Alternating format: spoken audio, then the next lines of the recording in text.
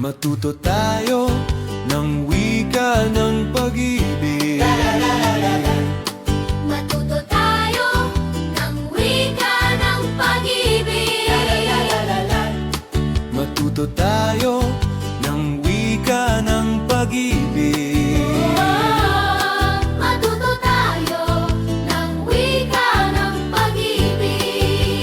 Bilang isang tao, ako ay isang natatanging bahagi ng planetang daigdig at ng universo, at kaya kong mahalin ka.